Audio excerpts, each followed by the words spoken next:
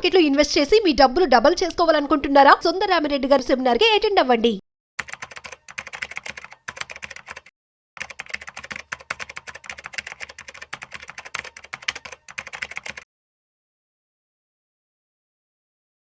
నమస్కారం సుందరరామిరెడ్డి గారు. నమస్తే సార్. గోల్డ్ అంటే ప్రస్తుతం దీనికి సంబంధించింది ఏంటంటే రకరకాల స్పెక్యులేషన్స్ నడుస్తున్నాయి. అండ్ రీసెంట్గానే ఒక న్యూస్ ఒకటి బయటికి రావడం జరిగింది. హౌస్ హోల్డ్సే 50 tons గోల్డ్ సోల్డ్ చేశారన్నటువంటి న్యూస్ ఒకటి. వీటిలోనే అంటే అసలు ఇండియాలో మొత్తం ఎంత గోల్డ్ ఉంది అండ్ ఎంతవరకు మనం దాన్ని మినిమం మెయింటైన్ చేయాల్సినటువంటి అవసరం ఉంటుంది. అండ్ గోల్డ్ రేట్స్కి సంబంధించింది కూడా ఫ్లక్చువేషన్స్ ఎప్పటికప్పుడు జరుగుతూనే ఉంటాయి. సో ఇప్పుడున్న దాంట్లో ఏ విధంగా ఉండే అవకాశం ఉందంటారు అసలు? బేసికల్గా ఇండియా వాళ్ళు ఏంటంటే ఇప్పటి వరకు అంటే వాళ్ళు గోల్డ్ కౌన్సిల్ అని ఒకటి ఉంటుంది. వాళ్ళు మెజర్ చేస్తూ ఉంటారు ఏ కంట్రీ వాళ్ళు ఎంతెంత గోల్డ్ కొంటున్నారు, అంటే స్మగ్లింగ్ గోల్డ్స్ వస్తే ఎంత పోతుంది అనేది వాళ్ళు ఎస్టిమేషన్ వేస్తూ ఉంటారు. ప్రపంచం మొత్తం మనం అక్కడి నుంచి అథెంటికేట్ డేటా మనం తీసుకుంటాం అనమాట. ఆ డేటా ప్రకారం ఇండియాలో మొత్తం ఒక 30,000 tons గోల్డ్ ఉంది. 30,000 tons. అయితే ఎంత అది ప్రైవేట్ ప్రాపర్టీ, అది గవర్నమెంట్ దగ్గర ఉంది, గవర్నమెంట్ సొంతం, మిగతా మొత్తం ప్రైవేట్ ప్రాపర్టీ కదా. అందుకని ఆర్బీఐ దగ్గర రఫ్గా అరౌండ్ 700 tons దాకా ఉందన్నమాట.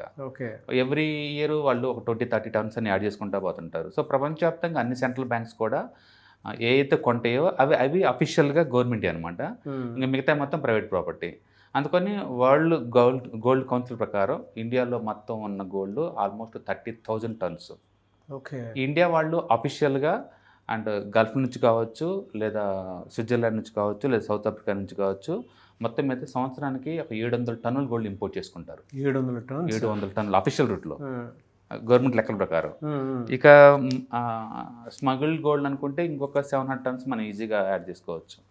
అక్కడక్కడ దొరుకుతుంటాయి కదా ఎయిర్పోర్ట్లో పట్టుకుని 5 కేజీలు 10 కేజీలు అంటుంటారు కదా, అవి చాలా ఎక్కువ ఉంటుంది అనమాట. ఇంకా బట్ అఫీషియల్ రూట్లో మాత్రం 700 tons తీసుకుంటూ ఉంటారు. అండ్ ఈ మధ్య ఏంటంటే మన గోల్డ్ మొత్తం ఆల్మోస్ట్ 99% ఇంపోర్ట్స్ గోల్డ్. ఎందుకంటే ఇండియాలో గోల్డ్ మైనింగ్స్ లేవు, ఉన్న అది నెగ్లిజిబుల్ గోల్డే తయారు చేస్తాయి అనమాట ఇక్కడ. అందుకని ఇంపోర్ట్స్ మొత్తం బయట నుంచి ఇంపోర్ట్ చేసుకోవాలా. ఈ మధ్య ఏంటంటే రూపీ బాగా వీక్ అవుతుంది కదా. లాస్ట్ 1 yearలో రూపీ ఆల్మోస్ట్ 97 రూపీస్ దాకా వెళ్ళింది మన $1కి.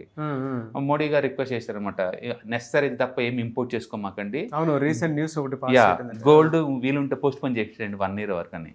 సో దానికి రీజన్ ఏదా సార్ ఇదే? అంటే రూపీ వీక్ అవుతుంది కాబట్టి అన్నెసరీగా రూపీ మీద బట్టను పడకుండా ఉండటం కోసం. ఎందుకంటే మనం కొనాలంటే డాలర్లో పే చేయాలి. ఇండియాలో డాలర్స్ ఏమి ఉండవు కదా. కన్వర్షన్ వల్ల రూపీ వీక్ అవుతుంది. కొంతవరకు రూపీని స్టెబిలైజేషన్ చేద్దామని చెప్పేసి గోల్డ్ని పోస్ట్ పోన్ చేసుకోమన్నారు 1 year. అఫ్ కోర్స్ ఇండియా వాళ్ళు గోల్డ్ కొనట్లేదు కాబట్టి పడిపోయింది అనలేము. ఎందుకంటే గోల్డ్ అనేది ఇంటర్నేషనల్ లెవెల్లో జరిగే మెటల్స్ అయ్యి ఇండియా వాళ్ళు ఒక్కలే ఏం కంట్రోల్ చేయరు. కాకపోతే ఇండియా వాళ్ళు మేజర్గా కస్టమర్ అనమాట. 700 టన్నుల దాకా ఇళ్ళే కొంటారు. చైనా, ఇండియా వాళ్ళు చాలా ఎక్కువ కొంటారు వాళ్ళు మొత్తమే చూసుకుంటే. ఈ మోడీ గారు రిక్వెస్ట్ చేసిన కాడి నుంచి కూడా అప్పటి నుంచి వరల్డ్ మార్కెట్స్ అన్ని అంత ముందు నుంచి పట్టడం స్టార్ట్ అవుతున్నాయి. ఈ మధ్యకాలం అగ్రెసివ్గా పడుతున్నాయి. జనవరిలో చూసుకుంటే మనం గోల్డ్ 1.8 lakh ఉందండి 10 grams గోల్డ్ జనవరిలో చూసుకుంటే. ఇప్పుడు మన లైవ్ మార్కెట్లో 1.4 lakh వచ్చేసింది. అంటే బాగా పట్టడం స్టార్ట్ అవుతుంది అనమాట. పబ్లిక్ కూడా ఏం చేశారంటే లాస్ట్ 3 years నుంచి గోల్డ్ బాగా వచ్చింది రిటర్న్స్. అంటే పర్టికులర్ ఆఫ్టర్ కోవిడ్ తర్వాత ఇయర్లీ మనకి యావరేజ్ మీద ఒక 25% గిట్టుబాటు అవుతుంది. అంటే ఈ టైంలో కొనటం అమ్మటం అనేటువంటి దాని మీద ఎక్కువగా డిస్కషన్స్ నడుస్తున్నాయి కాబట్టి అడుగుతున్నాను. ఇది ఏ రేషియోలో ఉండాలంటారు సార్ ఇప్పుడు? ఎందుకంటే నరేంద్ర మోదీ గారు ఇచ్చినటువంటి స్టేట్మెంట్ ప్రకారం చాలామంది ఏంటంటే అంటే ఒక్కొక్క స్తంభించిపోయింది అనుకోవాలి మార్కెట్ అంతా ఒక రకంగా. ఇప్పుడున్న దాన్ని ఏ విధంగా తీసుకోవాలంటారు? బేసికల్గా ఏంటంటే గోల్డ్ అనేది ఒక ఒరిజినల్ ఎసెట్ క్లాస్. మిగతా రియల్ ఎస్టేట్ ఎలాగనో లేదా బ్యాంక్ డిపాజిట్స్ ఎలాగనో గోల్డ్ కూడా ఒక original asset class. Physical gold తిరగలేదు అందులో, అది జీవితకాలం ఉంచుకోవచ్చు, అది ఎప్పుడు కూడా పట్టం అంటే ఉండదు. ఎందుకంటే గోల్డ్ని ఆర్టిఫిషియల్గా ఎవరు ల్యాబ్లో తయారు చేయలేరు, మైనింగ్ ద్వారా రావాలి. మైనింగ్ కాస్ట్ పెరగడమే తప్ప తగ్గటాలే ఉండదు.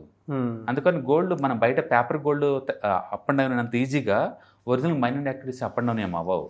అందుకని ఒరిజినల్గా ఫిజికల్ గోల్డ్కి ఎప్పుడు డిమాండ్ ఉంటుంది ఫర్ ఎవర్. అయితే ఈ మధ్యకాలంలో ఎందుకు ఈ వాలటిలిటీ అంటే వాళ్ళు ETF రూపంలో లాంచ్ చేశారు, ఇండెక్స్ ఫండ్ రూపంలో లాంచ్ చేశారు, ఫీచర్స్ అని, ఆప్షన్స్ అని, అంటే పేపర్ అసెట్స్ వచ్చేసింది దాని మీద. వీటి మీద బెట్టింగ్ ఐటమ్ ఎక్కువైపోతుంది. ఎప్పుడైతే ఇవి టూ మచ్ పెరుగుతున్నాయో బ్రోకర్స్ ఏం చేస్తున్నారంటే డిపాజిట్ రేట్లు పెంచుతున్నారు.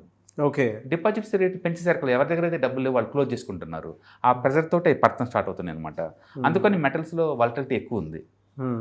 అందుకని 1,80,000 ఎప్పుడైతే వచ్చిందో మంచి రేట్ అది గోల్డ్కి. ఎందుకంటే కపుల్ ఆఫ్ ఇయర్స్ బ్యాక్ వరకు కూడా అది లెస్ దాన్ 70,000 ఉన్న గోల్డ్ కాస్త డబుల్ అయ్యేసరికల్లో ఎక్కువ మంది అమ్ముకుంటారు బేసికల్గా. అందుకని ఒకటి రేటు బాగా ఉండటం వల్ల అది ప్రాఫిట్ బుకింగ్ అనుకోవచ్చు. రెండోది మోడీ గారు చెప్పారు కాబట్టి ఇక నుంచి ఎవరు పెద్ద కొనకపోవచ్చు గోల్డ్, అందుకో రేటు తగ్గిద్దేమో అని ముందే బుక్ చేసుకోవటం వల్ల కావచ్చు. అందుకని అది ఏదైనా రీజన్ అవ్వచ్చు. మొత్తానికైతే ఏప్రిల్ నుంచి ఇప్పటి వరకు ఈ 3 నెలల్లో ఒక 50 టన్నుల సెకండరీ మార్కెట్లో గోల్డ్ వచ్చింది. అది ఎక్కువ అవుతుంది అనమాట. అంటే ట్రెడిషనల్గా ఏంటంటే ఎవ్రీ మంత్ యావరేజ్ మీద చూసుకుంటే మనకి ఒక 20-30 టన్నులు అమ్ముతారు. అలాంటిది ఈసారి 40 టన్నులు అమ్మారు సెకండరీ గోల్డ్. అంటే రేట్ ఎక్కువ ఉండటం వల్ల ఎంతో కొంత ఎన్కాష్ చేసుకొని లిక్విడిటీ క్యాష్ చేసుకుందామని. ఎందుకంటే ప్రపంచవ్యాప్తంగా వడ్డీ రేట్లు పెరుగుతున్నాయి. అమెరికాలో వడ్డీ రేట్లు పెరిగితే ఏమవుతుందంటే గోల్డ్ అనేది అమ్మేసుకుంటారు. ఎందుకంటే సేఫ్టీగా ఇయర్లీ మనకి 5% వస్తుంది అనుకోండి, గోల్డ్లో ఇన్వెస్ట్ చేసి రిస్క్ తీసుకోవాల్సి ఎందుకు తీసుకుంటారు? అందుకని ప్రపంచవ్యాప్తంగా లిక్విడిటీకి ఇష్యూస్ ఉన్నాయి. అమెరికాలో వడ్డీ రేట్లు పెంచుతున్నారు న్యూస్ వస్తుంది. కాబట్టి గోల్డ్ని అమ్మేసుకుంటున్నారు ముందే, ఎందుకంటే లాస్ట్ ఇయర్ బాగా పెరిగింది కాబట్టి. అట్లా వరల్డ్ వైడ్గా గోల్డ్ పడుతుంది కాబట్టి ఇండియాలో కూడా గోల్డ్ డ్రాప్ అవుతుంది. అండ్ సెకండరీ మార్కెట్లో మాత్రం లాస్ట్ 3 నెలల్లోనే బిగ్గెస్ట్ గోల్డ్ అంటే 50 టన్నుల గోల్డ్ మార్కెట్లోకి వచ్చింది. దీని ద్వారా 3 నెలలకే 50 టన్నులు అంటే సంవత్సరం మొత్తం మీద 200 టన్నులు బయటకు వచ్చింది అనుకోండి, ఇంపోర్ట్స్ తగ్గిపోతాయి కదా ఆటోమేటిక్గా.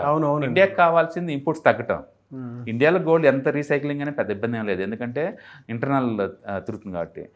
డాలర్లో కొనాలంటే గవర్నమెంట్కి ఇబ్బంది అండి. దాంతో మోడీ గారు గోల్డ్ దులిపోవద్దు అంటున్నారు. ఇప్పుడు రూపీ స్టేబుల్ అయిందండి. ఇంతకుముందు 97 కాస్తే ఇప్పుడు 94 దాకా వచ్చేసింది. ఇప్పుడు స్టేబుల్లో ఉంది కాబట్టి కావాలంటే కొనుక్కోవచ్చు. మొత్తానికైతే గోల్డ్ ఉంది ఎసెట్ క్లాస్. ఇయర్లీ ఎక్స్పెక్టేషన్ మన యావరేజ్ మీద ఒక 10% నుంచి 12% పెట్టుకుంటే కన్జర్వేటివ్ బాగుంటుంది, కానీ ఇయర్లీ 30-40 అట్లా మూవ్ అవ్వదు. అయితే లాస్ట్ 2 ఇయర్స్ బాగా మూవ్ అయింది కాబట్టి అందరూ ఇన్వెస్టర్స్ దాన్ని దృష్టిలో పెట్టుకొని ఎప్పటికీ జీవితకాలం అలా మూవ్ అవుద్దేమో అని చెప్పేసి దాన్ని వెంటబడ్డారు అన్నట్టు వరకు. Very good sir. ఇప్పుడు ఏంటంటే అది సాచురేషన్కి వచ్చేసింది కదా, మిగతా ఎసెట్ క్లాస్లో అది కూడా డ్రాప్ అవుతుంది. ఇప్పుడు లైవ్ మార్కెట్లో అయితే 1,40,000 దగ్గర నడుస్తుంది. అయితే రీసెంట్గా సిటీ బ్యాంక్ వాళ్ళ కమోడిటీ బ్రోకరేజ్ రిపోర్ట్ ఇచ్చారు. అండ్ సెప్టెంబర్ కల్లా గోల్డ్ ప్రైస్ ఇంకా ఎంతకంత డ్రాప్ అవుతాయి అని. అంటే మొత్తానికి వరల్డ్ వైడ్గా గోల్డ్ మీద బేరిష్ బెట్స్ కాస్తుంది. కాబట్టి మనం ఇప్పుడు 1,40,000 కూడా 1,20,000 దాకా వస్తుందని ఎక్స్పెక్ట్ చేయొచ్చు నెక్స్ట్ కపుల్ ఆఫ్ మంత్స్లో. సో తీసుకోవటం బెటరే. మీరు అంటే ఏ టైపు ఇన్వెస్టర్ అందని బట్టేసి, మీరు షార్ట్ టర్మ్ ఇన్వెస్టర్ అనుకోండి, మీరు ఇంకో 5% 10% పడిన దాకా వెయిట్ చేసేసి అప్పుడు ఇన్వెస్ట్ చేసుకోవచ్చు. అట్లా కొందాం అనుకున్నప్పుడు ఈటీఎఫ్స్ లేదా మ్యూచువల్ ఫండ్స్ ఇలాంటివి కొంటే స్పాట్లో కొంటాం, స్పాట్లో అమ్ముకుంటాం కాబట్టి అవి బాగుంటాయి. లేదా మన ఇంట్లో వాళ్ళ కోసం అనుకోండి, ఆర్నమెంట్స్ కోసం అనుకోండి, అప్పుడు ఫిజికల్ గోల్డే కొనుక్కొని మనం సేవ్ చేసుకోవచ్చు. అందుకని మీరు ఏ టైపు ఇన్వెస్ట్మెంట్ అందాన్ని బట్టేసి మనం గోల్డ్ కొనుక్కోవచ్చు. అందరికి అన్ని ప్రొడక్ట్స్ సూట్ కాకపోవచ్చు. But as a short term speculation చేద్దాం అనుకుంటే మాత్రం ఎస్ఐపి ఫార్మేట్లో పెట్టుకుంటూ లాభం వచ్చిన తర్వాత అమ్మేసుకోవడం బెటర్ అనమాట. అందుకని ఈటీఎఫ్స్ ఇన్వెస్ట్మెంట్ ఫార్మేట్లో బాగుంటుంది. అండ్ అట్లా కదా లాంగ్ టర్మ్ పాయింట్ ఆఫ్ అనుకుంటే మాత్రం ఫిజికల్ గోల్డ్ తీసుకోవచ్చు. ఫిజికల్ గోల్డ్లో ఉన్న ప్రాబ్లం ఏంటంటే అమ్మినప్పుడల్లా కొన్నప్పుడల్లా 3% జిఎస్టీ పడతాయి. ప్లస్ మేకింగ్ ఛార్జెస్ చాలా ఎక్కువ ఉంటాయి. అది 10-20% దాకా ఉంటుంది, depending upon the ornament designs బట్టి ఉంటుంది అనమాట. మేజర్గా గోల్డ్ షాప్స్కి వచ్చే ప్రాఫిట్ ఆ మేకింగ్ ఛార్జెస్సే. ఎందుకంటే గోల్డ్ వాళ్ళు సొంతమేం కాదు, వాళ్ళు బయట నుంచి కొనుక్కు రావాల్సి. అందుకని గోల్డ్ రా మెటీరియల్ తీసుకొస్తారు, డిజైన్స్ తయారు చేస్తారు, ఆ డిజైన్స్ని బట్టేసి వాళ్ళకి రేట్ వస్తుంది అంతే. కాబట్టి వాళ్ళకైనా సరే గోల్డ్ బై సెల్లే కాబట్టి ఓన్లీ మేకింగ్ ఛార్జెస్ అనమాట. అందుకని మనం ఫ్రీక్వెన్సీగా డిజైన్స్ మారుస్తున్నాం అనుకోండి మనకే దండగా. అందుకని మీరు ఇన్వెస్ట్మెంట్ లాగా అనుకున్నప్పుడు ఈటీఎఫ్స్ బాగుంటాయి, ఈటీఎఫ్స్ మ్యూచువల్ ఫండ్స్. లేదు ఇంట్లో వాళ్ళ కోసం అనుకున్నప్పుడు తప్పదు కాబట్టి ఫిజికల్ గోల్డ్ తీసుకోవచ్చు. Thank you so much.